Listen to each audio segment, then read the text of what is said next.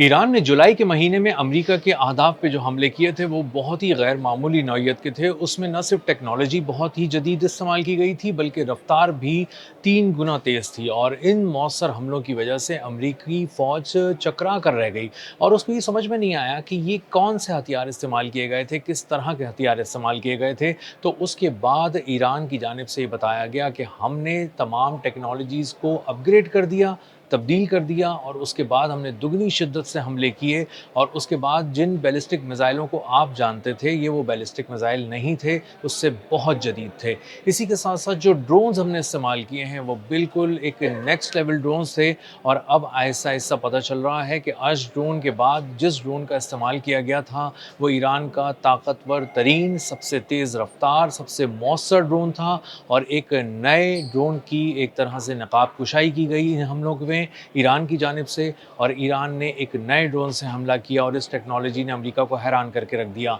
इस नए ड्रोन का नाम है हदीद 110। और इस ड्रोन की रफ्तार ने, इस ड्रोन की टेक्नोलॉजी ने, इस ड्रोन के वॉरहेड ने अमेरिका को बहुत बुरी चोट पहुंचाई, इस हद तक कि उसकी पूरी पूरी एयर बेसिस के हिस्से उड़ गए और किसी एक हदफ को भी बचाने में अमेरिकी फ़ौज मुकम्मल तौर पर नाकाम रही। एयर डिफेंसेस चकरा गए और किसी एक ड्रोन को भी सही से नहीं रोक सके। मेरा नाम अज़हर अली ख़ान है और आप देख रहे हैं आज की बात। शाहिद 136 ड्रोन के बहुत चर्चे थे। जब अमेरिका के साथ जंग शुरू हुई ईरान की, तो ईरान ने उसमें एक स्वार्म अटैक के ज़रिए उसको इस्तेमाल किया। और स्वार्म अटैक का मतलब झुंड की सूरत में बहुत बड़ी तादाद में ड्रोन्स का फायर किया जाना, उन्हें लॉन्च किया जाना, अपने हदफ की तरफ भेजा जाना था। और इसने जब अमेरिका को परेशान कर दिया, पूरे मशरिक़ वस्ती में अमेरिकी अहदाफ एक एक करके तबाह होने लगे, तो अमेरिका ने इसका तोड़ निकालने की कोशिश की। जब इससे निपटने की कोशिश की तो उसके बाद कुछ अरसे के अंदर अंदर शाहिद ड्रोन के साथ साथ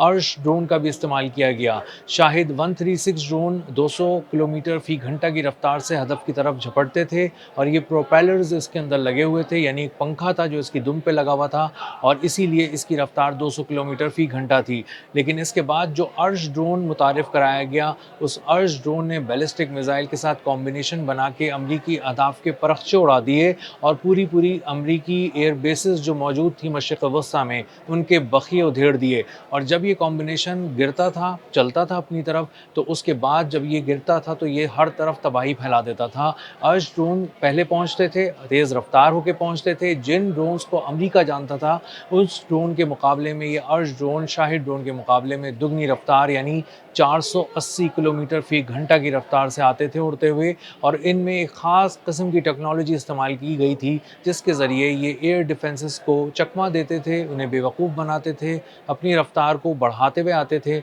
और उसके बाद जब आके टकराते थे तो इनको रोका नहीं जा सकता था। इसके बाद पिछले 2 हफ्तों के दौरान बहुत ही सख्त किस्म के हमले किए गए ईरान की जानिब से, और कुवैत, बहरीन और उर्दुन में अमरीकी एयर बेसिस को निशाना बनाया गया। वहाँ बड़े पैमाने पर तबाही फैलाई गई, और एक लंबी अहदाफ की फ़हरिस्त है जो ईरान की जानिब से जारी की गई। और ईरानी पासदारान इनकलाब ने कहा कि इन तमाम अहदाफ को ईरानी फ़ौज ने बहुत ही कामयाबी से उड़ा दिया है मुख्तलिफ एयर बेसिस पे, और अगर उसको जमा करना शुरू किया जाए तो उसमें 11 तैयारे थे, उसके अलावा ड्रोन्स थे, जदीद तरीन 10-12 ड्रोन्स एक ही जगह पे खड़े खड़े तबाह कर दिए गए हैंगर्स में। इसी के साथ साथ command and control centre, radars, उनके फ्यूल डिपोज, उनके वेयर हाउसेज, उनके एयर डिफेंस सिस्टम, लाइन लगी हुई है उन अहदाफ की, मिलिट्री अहदाफ की, जो मिलियंस ऑफ डॉलर्स के थे। और अगर इसको बहुत ही एहतियात के साथ जोड़ा जाए इस नुकसानात को, तो ये नुकसानात पिछले कुछ अरसे के दौरान ही जो हुए हैं, तकरीबन 8 जुलाई से लेकर 12 जुलाई 2026 के दौरान जो हुए हैं, ये तकरीबन 21 अरब डॉलर बनते हैं।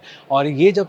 इतनी तफसील आई और उसके बाद पता चला कि ये इतनी बड़ी पैमाने पर तबाही हुई, तो इसमें ये सोचा गया कि अर्श ड्रोन के अलावा कौन से ड्रोन इस्तेमाल हुए, तो उसमें हदीद 110 ड्रोन इस्तेमाल हुए, और इनकी रफ्तार ने सबको पीछे छोड़ दिया। ये सबसे तेज़ रफ्तार ड्रोन थे। इस तरह का ड्रोन ईरान ने पहले कभी लॉन्च नहीं किया था। इसकी रफ्तार 510 किलोमीटर फ़ी घंटा थी, और ये तकरीबन 30 किलोग्राम तक वॉरहेड ले जा सकता है। ये शाहिद 136 ड्रोन की तरह प्रोपेलर इंजन वाले ड्रोन नहीं थे, यानी ये पंखे वाले ड्रोन नहीं थे। ये जेट इंजन वाले हदीद 110 ड्रोन थे जो बहुत ही तेज़ रफ्तार होते हैं, तकरीबन 510 किलोमीटर फ़ी घंटा की रफ्तार से जाते हैं। इनको ख़ास तौर पर इस तरह डिज़ाइन किया गया है कि ये रडार सिस्टम्स को, एयर डिफेंस सिस्टम्स को चकमा दे सकें, धोखा दे सकें, और इसीलिए इनमें एस शेप का एयर इनटेक है, जिससे फ़ैन के जो ब्लेड्स हैं ان کو رڈار پڑھ نہیں سکتا۔ یہ بالکل اسی طرح ہے جس طرح آپ کہہ سکتے ہیں کہ جدید ترین طیاروں میں بھی یہ ایک خصوصیت ہوتی ہے، اس میں ایسا مٹیریل استعمال کیا گیا ہے جو رڈار ایبزاربنگ ہے، جس میں آپ کہہ سکتے ہیں کہ کوٹنگ ہے جس کے ذریعے اس کو دیکھا نہیں جا سکتا، اور یہ بالکل اسی طرح ہے جیسے B-2 بمبار طیارہ ہے امریکہ کا، تقریباً $2 ارب کا مہنگا ترین طیارہ ہے، سب سے جدید ٹیکنالوجی کا حامل طیارہ ہے، اس طرح کی چیز اس کے اندر شامل کی گئی ہے۔ حدید 110 ڈرون جو ہے یہ ایک لمبی چھلانگ ٹیکنالوجی کے میدان میں قرار دی جا رہی ہے ایران کی جانب سے، کیونکہ اس طرح کا ڈرون اب تک ایران نے مارکیٹ میں نہیں لے کر آیا تھا، اور اس کے بعد جب امریکہ یہ سوچ رہا ہے کہ کسی طرح سے کوئی نئی ٹیکنالوجی لے کر آئے میدان جنگ میں، ایران ہر روز نئی ٹیکنالوجی لے کر آ رہا ہے، متعارف کرا رہا ہے، اور اس کے ذریعے حملے کر کے بتا رہا ہے کہ وہ اس سے بہت پہلے ان سب چیزوں کو ٹیسٹ کر چکا ہے، اور اب وقت ہے کہ ہم حملہ کریں، بہت ہی پریسیجن کے ساتھ کریں، اور اس کے بعد اہداف کو تباہ کر دیں۔ تو امریکہ جب یہ چیزیں سوچ رہا ہے، ایران یہ ساری چیزیں کر کے دکھا رہا ہے۔ حدید 110 کی خاص بات یہ ہے کہ تقریباً 6000 میٹر اونچائی پہ یہ پرواز کرتا ہے، اور 354 کلومیٹر تک یہ جا کر مار کر سکتا ہے اپنے ہدف پہ، 1 گھنٹے تک اڑ سکتا ہے، اس کو کسی طرح کی ضرورت نہیں ہوتی، کوئی مدد کی ضرورت نہیں ہوتی، اور 6000 میٹر اونچائی تک اڑنے کا مطلب یہ ہے کہ تقریباً آپ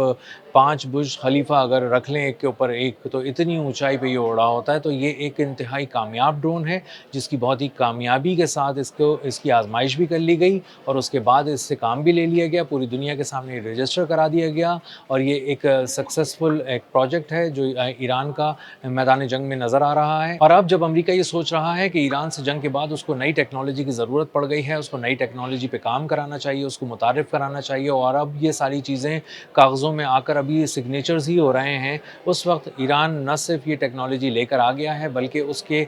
حیران کن نتائج سے پوری دنیا کو آگاہ کر رہا ہے۔ حدید 110 ڈرون نے تاریخ رقم کر دی ہے، انتہائی غیر معمولی نوعیت کے نقصان پہنچائے ہیں، کچھ چھوٹی ونڈو کے اندر ایسے نقصانات پہنچائے ہیں جو امریکہ کی فوجی تاریخ کے سب سے بڑے نقصانات میں سے ایک ہیں، اور اس کا مطلب یہ ہے کہ حدید 110 انتہائی طاقتور بھی ہے، مؤثر بھی ہے، تیز رفتار بھی ہے، نئی ٹیکنالوجی کا حامل بھی ہے، حیران بھی کر رہا ہے، اور بہت بڑے پیمانے پر امریکی اہداف کو اڑا رہا ہے۔ ایران نے پچھلی 20 روزہ جنگ کے دوران امریکہ کو بہت زیادہ حیران کیا ہے، اور اس کی فوجی قیادت بہت پریشان ہے، کیونکہ جس کمبینیشن کے ساتھ ایران حملے کر رہا ہے، جن کوارڈینیٹس پہ حملے کر رہا ہے، اور اس کے بعد جس طرح سیٹلائٹ امیجز کے ذریعے ایک ایک چیز کو واضح کر کے پوری دنیا کے سامنے لاتا ہے، امریکی فوج یہ کہہ ہی نہیں پاتی کہ اس ایئر بیس پہ حملے نہیں ہوئے ہیں، اور آہستہ آہستہ اب یہ پتہ چل رہا ہے کہ عراق سے امریکی فوج اپنا بوریا بستر سمیٹ کر نکل چکی۔ اسی کے بعد اب اردن کا نمبر ہے جہاں پر بہت زیادہ فوجی نقصانات امریکہ کو اٹھانے پڑے ہیں۔ امریکہ یہ بات بہت اچھی طرح سمجھ چکا ہے کہ ایران کے ترکش میں بہت ساری نئی ٹیکنالوجی، بہت سارے نئے تیر ہیں، بہت سارے نئے بیلسٹک میزائلز ہیں، اور اسی طرح بہت سارے ڈرونز ہیں، اور وہ ایک ایک کر کے ہر محاذ کے لیے